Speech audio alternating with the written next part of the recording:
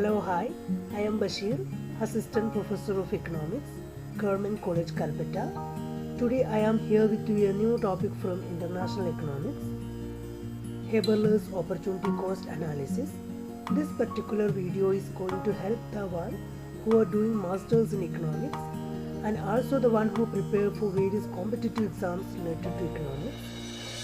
To know more about the topic, welcome to the video. Now coming back to the topic, before going into the detail of opportunity cost analysis, Haberler has some issues with the assumptions of law of comparative advantage. He says that Ricardo's law has based on number of simplifying assumptions. It is assumed like there are only two nations and two commodities and free trade, perfect mobility of factors, especially labor within each nation, but not between two nations. And also there is constant return to scale in the production, no transportation cost and no technical change. And important assumptions of the model he criticizes is the labor theory of value. Although he says that assumption 1 through 6 can be easily relaxed, but the assumption 7, that is labor theory of value, he says that it is not valid and should not be used for explaining comparative advantage. Therefore, he argued that the Ricardian model of comparative cost theory has a serious issues because in that the relative cost differences were determined on the basis of the labor theory of values. So what is this labor theory of value? This theory says that the price of a commodity depends on the amount of labor required for producing a particular commodity. So if it is true, it implies two things, that either labor is the only factor of production or labor is used in the same fixed proportion in the production of all commodities, or labor is homogeneous factors or only of one type.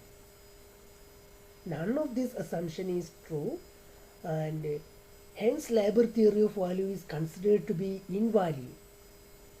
And he has criticized the labor theory of value because of two important reasons. The first reason is that the labor is not the only factor of production in the first case, nor it is used in the same fixed proportion in the production of all commodities. We can take one example,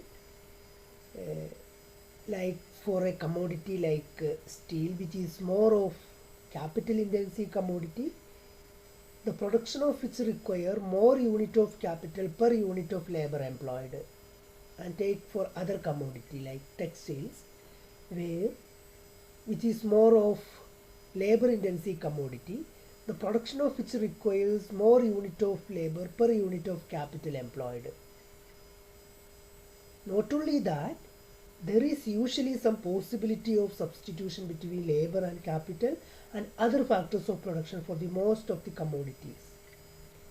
So this is the one important criticism against the labor theory of value. And the other one is, labor is obviously not homogeneous, but you can see it varies greatly in training, productivity and wages. At the very least, we should allow for the differences in the productivities of labor.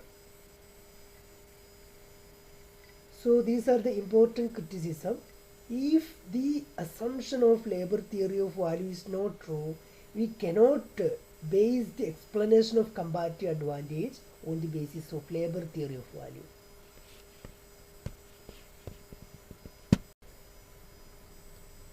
Now, therefore, the neoclassical theorists like Gottfried Haberler had made an attempt to make improvement upon the classical theory by relaxing the labor theory of value.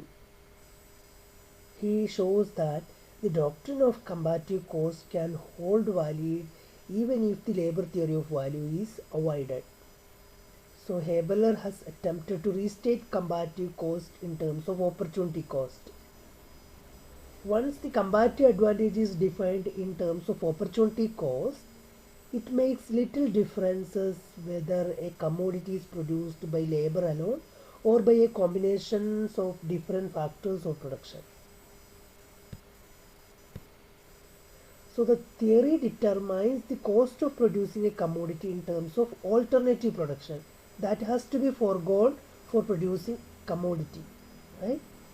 So the opportunity cost of good, for example, X, is the amount of another good like Y that has to be given up in order to produce an additional unit of X.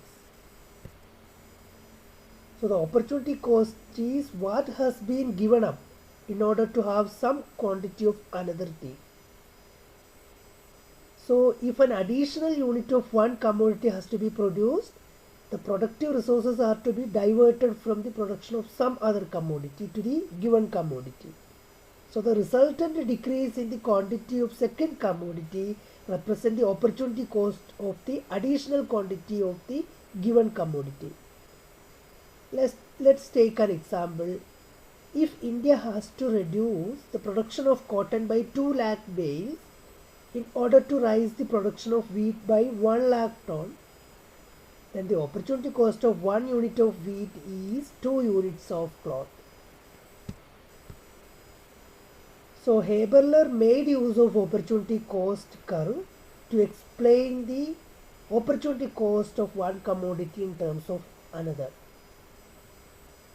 You know, the opportunity cost curve has been also called transformation curve or production possibility curve by Paul Samuelson, and also AP Lerner calls it production frontier or production indifference curve.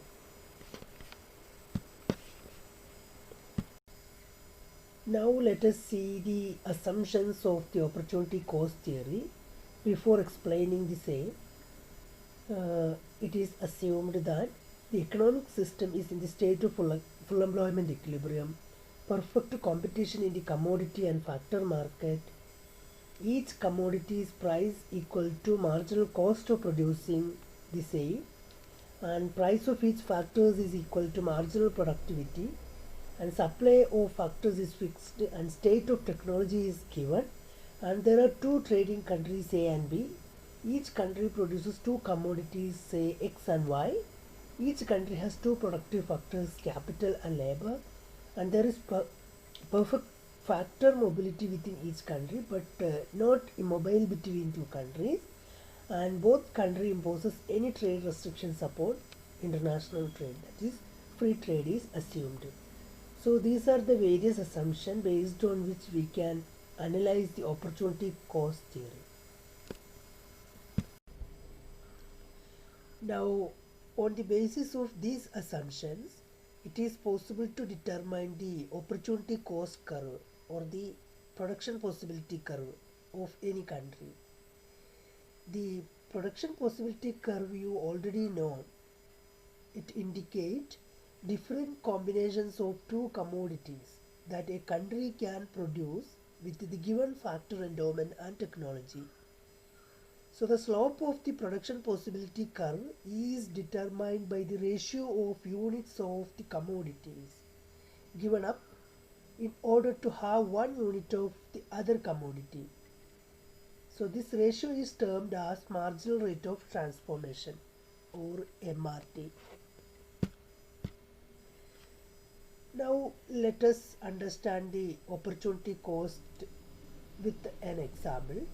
Like if two commodities X and Y are produced by a country at its full employment level, further increase in the production of X is only possible by diversion of some quantities of labor and capital and other input from the production of Y commodity to the production of X commodity. So the additional production of X involves the sacrifice of some quantity of Y commodity. Right? You can say in other words like certain unit of Y given up have been transformed into the marginal unit of X. So the rate at which the marginal unit of X being substituted for certain unit of Y is called the marginal rate of transformation. So we have the MRT xy is equal to negative dou y by dou x. Since the MRT xy is negative, the opportunity cost curve or the transformation curve slopes downward from left to right. We can have the different shape of the opportunity cost curve, like a straight line, convex to the origin or concave to the origin. It depend upon whether return to scale of a country is constant, increasing or decreasing.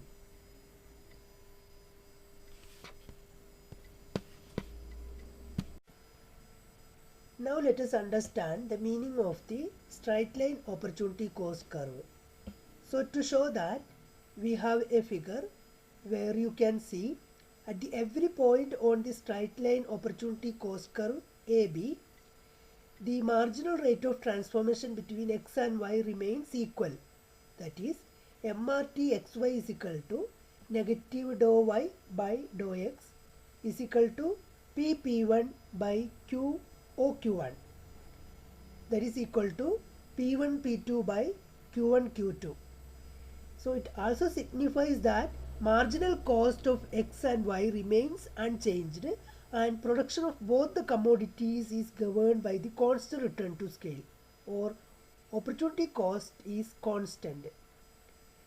So it implies that all factors of productions are equally efficient in all lines of production, or all factors are easily substitutable in the production of all commodities, or all factors of productions are easily divisible.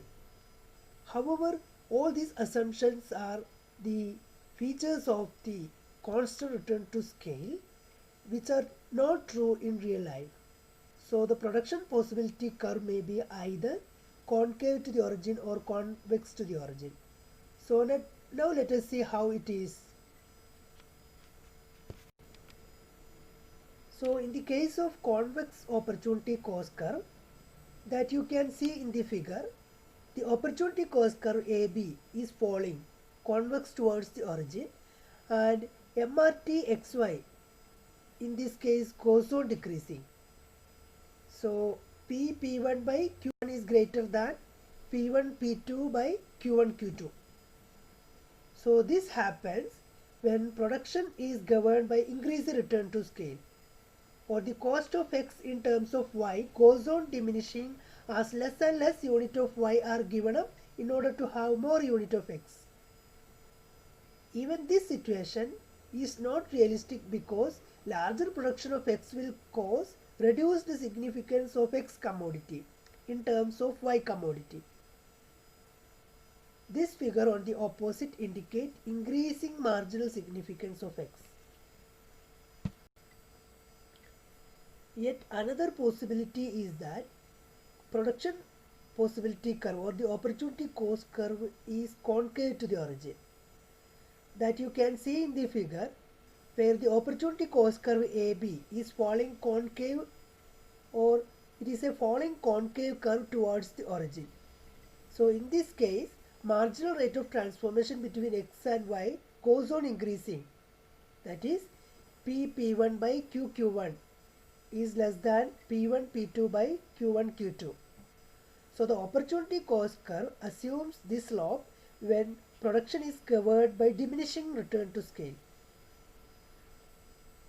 As there is an increase in the production of X commodity, marginal cost of X rises while that of Y decreases. So this case seems to be more realistic because in this situation, a greater availability of X commodity shows a decreasing significance of this commodity in terms of unit of Y commodity. In general, we can go on discuss the situations of international trade under different opportunity cost conditions, like under constant opportunity cost and increasing and decreasing opportunity cost conditions, and what will be the situations of international trade under different opportunity cost conditions. But this particular discussion is limiting to discussion of the constant opportunity cost and international trade. So coming to the constant opportunity cost and international trade, we know that what is constant opportunity cost. This is governed by the constant return to scale in the production, where you can see that marginal rate of transformation between two countries like uh, A and B for commodities say X and Y remains constant, and the opportunity cost curve or transformation curve is following straight line. In such case, the relative cost of producing the commodities remain unchanged, irrespective of the ratio in which they are demanded. So if the slope of transformation curve in two countries are the same, so that the opportunity cost curve are parallel to each other, and no trade can be possible. So the gain from trade can emerge only when the slope of the transformation curves are different. It means that the presence of differences in relative cost ratio between trading countries. So these two cases can be explained with the help of a figure at our hand. In first figure, uh, it shows the constant opportunity cost curve of the two trading countries A and B, where A1 B1 represent the opportunity cost curves. So these two straight line opportunity cost curves are parallel, therefore their slopes are exactly equal, and the slope of AB is OA by OB, and that of A1 B1 is OA1 by OB1. And since OA by OB is equal to OA1 by OB1, in such case the cost ratio of two commodities in both trading countries is also equal. Therefore, international trade cannot take place, as no country stands to gain through trade in such cases. In the second figure, if there are comparative cost differences, the slope of the production possibility curve will be different. That we can see from the figure, where AB is the production possibility curve of A and A1 B1 is the production possibility curve of country B. So the slope of these curves clearly shows that country A has a comparative advantage in producing Y over B, and country B has the comparative advantage over A in the production of commodity X. So there will be specialization by country A in the commodity Y, and for country B in the case of commodity X. So they will exchange commodities in the ratio indicated by the dotted line AB1. Suppose country A wants to consume quantities of two commodities indicated by R. Country A will export AS, which is equal to NR quantity of commodity Y, and import SR is equal to AN quantity of commodity X.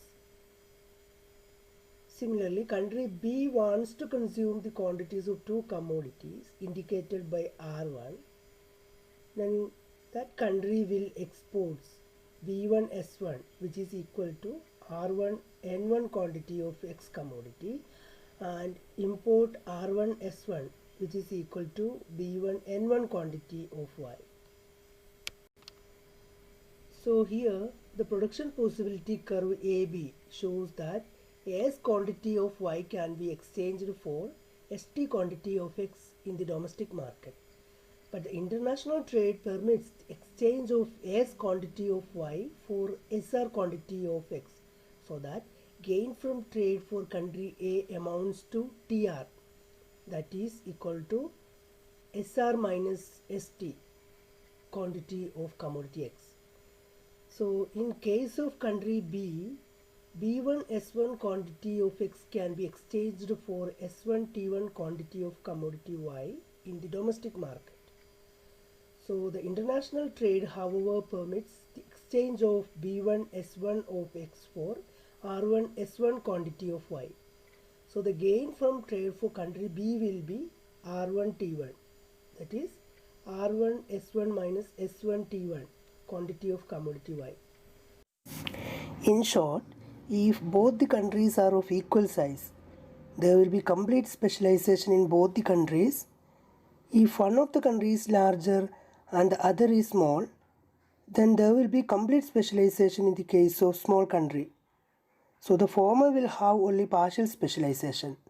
So in such a situation, the larger gain from trade will be available to the smaller of the two countries.